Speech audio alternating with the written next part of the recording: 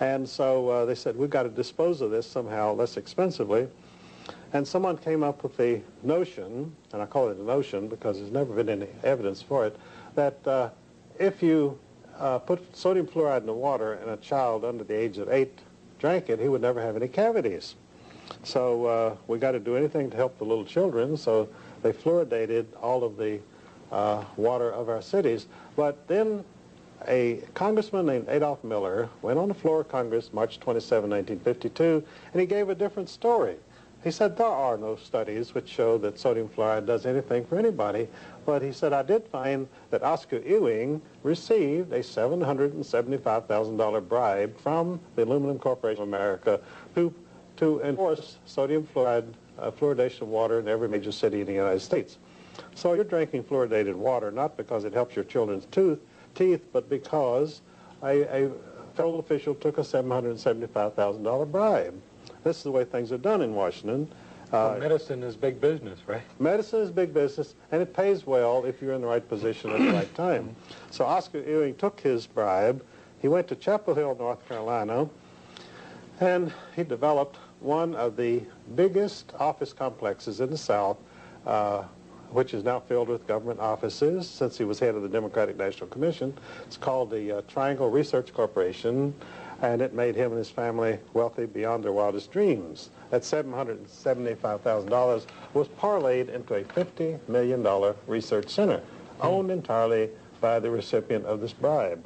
So he got the research center, and we got the fluoridation. And the fluoridated water, one of the effects of this on the human system is it damages the immune system. In other words, your immune system, if you have been drinking fluoridated water over a period of time, 2 years or 10 years or so what, it loses its effectiveness. So it's no longer able to combat illnesses, particularly pernicious diseases and ailments like cancer. And AIDS also stems directly from the fluoridated water. Most of your AIDS victims came from large cities which had been the first to fluoridate their water. So because of the immune system, it made it more susceptible? More susceptible to AIDS. Now, the AIDS virus supposedly attacks the immune system, but the immune system has already been under attack for a long time from the person who's been drinking fluoridated water. So really what has happened when you get HIV virus is that it attacks an already weakened immune system. And so this is the real explanation of AIDS, and not because a little green monkey supposedly got together with a woman in the heart of Africa in some village, and suddenly everybody came down with AIDS all over the world. But, you know, the drug trust figures, tell them anything, they'll swallow it because we've got the media, and we tell them this. Well, we've been swallowing enough drugs for a long time. Well, we have indeed, yes. Yeah, it's like we have been perpetually drugged over the last 50 years regardless. But the drug trust and the Rockefellers, their treatment for cancer is called the cut, slash, and burn technique of curing. And, of course, it's sure death. It's a slow death. I mean, it's like the old Indians, you know, when they would capture you on the frontier in the early days of this country, and they would stake you out and torture you for 4 or 5 days or as long as you could last. Well, the doctors do the same thing when they diagnose cancer. That means you're in for a really long period of torture until you finally succumb. What about the Cancer Society itself? I mean, people give a lot of money to the Cancer Society. Is that beneficial for them to do so? Well, they have these annual cancer drives in which the people in all the small towns of America are forced to go out and collect money for the American Cancer Society, and I describe that as the little people collecting money for the big rich. American Cancer Society is a big rich organization, and if you remember that it was founded at the Union League Club in New York City, the wealthiest club in New York, by John D. Rockefeller Jr.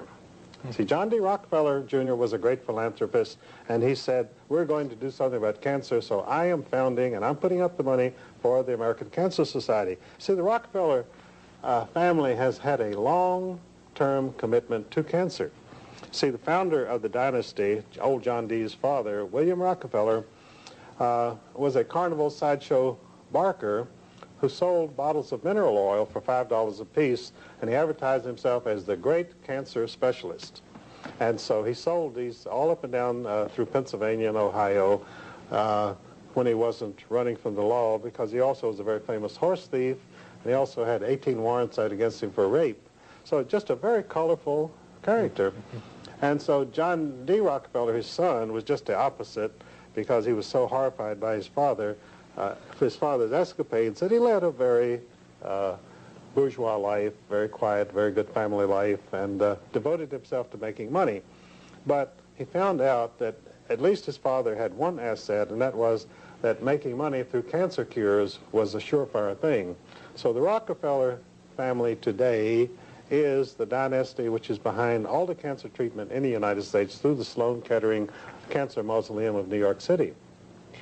Well, what would you do, Eustace, if one of your very, very close relatives or friends had cancer? Would you just, where do you go? Do you go to the hospital? Do you have a checkup, or do you eat apricot juice, or what? Well, I have a relative who has cancer, has had it for 5 years. And unfortunately, he went the whole route. First he had 25 radiation treatments, then he had 34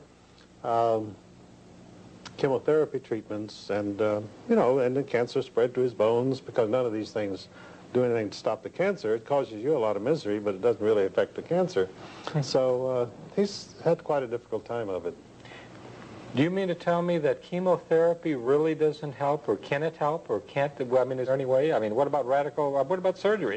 And you're saying that there's no way. Cancer, I mean, if you cut the area that's cancerous out, doesn't it have a stopping action? Or? Well, you'll see feature stories in the press constantly where some individual somewhere, they found somebody who did have cancer and who had this treatment, and so now they proudly announce the cancer is in total remission. In other words, there is no cancer there.